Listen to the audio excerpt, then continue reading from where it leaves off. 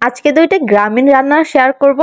অনেক দিনই হয়েছে যে রান্নার রেসিপি শেয়ার করা হয় না, তো আজকে দুইটা রান্নার রেসিপি শেয়ার করব। আমার রান্নার রেসিপি না, আমার মায়ের রান্নার রেসিপি। তো এখানে আমার মাসি কচু আর হয়েছে মাটি আলু আরও অনেক কিছু নিয়ে আসছে গ্রামের বাড়ি থেকে, ওইটা দিয়ে আজকে দুইটা রেসিপি দেখাবো।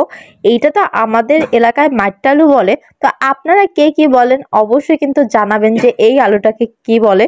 আমরা তো এটাকে মাটি আলু বলি, আর অনেকে এটাকে আবার পাহাড়ি আলু বলে। যাক, যে যাই নামে বলুক, এইটা রেসিপি আর একটা কচুর রেসিপি, তবে একটু ভিন্ন রকমের। অনেকে এরকম খায় না, তবে বরিশালের রান্না। আমার মা যেহেতু বরিশালেরই ছিল, তো আজকে বরিশালেরই কচুর শাক রান্না দেখাবো একটু অন্যরকম ভাবে। তো দেখতেই থাকুক। এখানে মাটি আলুটা কেটে সিদ্ধ করে নিয়েছে, এই জলটা ঝারিয়ে দেওয়ার জন্য এখানে রেখে দিয়েছে। আর এখানে কচু শাকটা কেটে নিয়েছে। আর যেটা মেইন উপকরণ, এখানে চিংড়ি আর নারকেল বাটা ব্লেন্ড করে নিয়েছে। এইটাই কিন্তু একটা সিক্রেট রেসিপি এই রান্নার। তো এখানে নারকেল আর চিংড়ি মাছ বাটাটা এটা দিয়ে দিয়েছে, আর কিছু কাঁচামরিচ বাটা দিয়েছে। আর এটা রেগুলার যেরকম মশলা, হলুদ, মরিচ আর একটু জিরা গুঁড়া, লবণ, তেল দিয়ে ভালো করে মেখে নিয়েছে। এটা হাতে মাখা হবে। এগুলো সব কিছু দিয়ে হাতে মেখে তারপর কলা পাতায়, আসলে বরিশাল যারা আছেন তারা জানেন যে অনেক কিছু যে এরা কলা পাতায় পোড়া হিসাবে খেতে পছন্দ করে, মানে পাতুরি টাইপের হাতে মেখে কলা পাতায় দিয়ে এরা খায়। এটা কিন্তু একটা ঐতিহ্য বলতে পারেন বরিশালের। এই তো গুঁড়ি কচুরা সব কিছু দিয়ে এরপরে তেল দিয়ে ভালো করে হাত দিয়ে মেখে নেব। এই তো হাত দিয়ে মেখে নিয়ে আর যে কলা পাতাগুলো ছোট ছোট করে কেটে নিয়েছি, এইটাও একটু তেলটা মেখে নেব যাতে লেগে না পড়ে। এটা ভালো করে একটু তেল মেখে দিয়ে এবার চুলায় বসিয়ে দিলেই হয়ে গেল। এই তো চুলায় বসে দিয়ে অল্প আঁচে ভাজতে হবে যাতে একটু টানে, যেহেতু কচুর শাক তো একটু টানতে হবে। আর কলা পাতা এই সব জিনিসগুলো একটু টানলে ভালো লাগে। তো অল্প আঁচে আস্তে আস্তে করে ভেজে নিতে হবে এপিট ওপিট করে। এই তো কলা পাতায় কিন্তু এরকম ভাজা টাজা খেতে কিন্তু বেশ মজা লাগে, কারণ কলা পাতায় একটা স্মেল থাকে। যাক, এখানে কচু শাকটা হতে থাক, এর ভিতরে আমি আলুর রেসিপিটা শেয়ার করে নিই। এখানে এক চুলায় কচু শাক হচ্ছে আর এখানে আলু বসিয়ে দেওয়া হচ্ছে।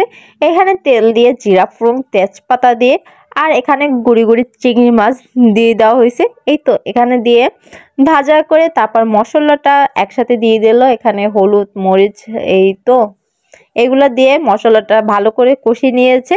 এরপরে এখানে জল দিয়ে নিয়েছি, আর জলটা ফুটে উঠলেই কিন্তু আলুটা দিয়ে দিতে পারবো। তাইলে কিন্তু একদম হয়ে যাবে যে আলু তরকারি রেসিপিটা। এখানে আপনারা ছোট চিংড়ি মাছ বা বড় চিংড়ি মাছ দিতে পারেন। এখানে অনেকে আবার ইলিশ মাছ দিয়েও এই আলুটা রান্না করতে পারে। তো যে যেরকমই রান্না করেন খেতে কিন্তু বেশ মজা লাগে। আর শেষে কিন্তু একটু জিরা বাটা আর একটু ধনিয়া গুঁড়া দিয়ে দিলে কিন্তু আজকে আলুর রান্নার রেসিপিটা শেষ। তো এই তো এই এক পিঠ হয়ে গেছে, এখন অন্য পিঠ একটু উল্টিয়ে দিলেই হয়ে যাবে। দেখেন এটা কিন্তু একটু ডিফিকাল্ট, বাট দেখে নিলে কিন্তু অনেকটাই সোজা হয়ে যাবে।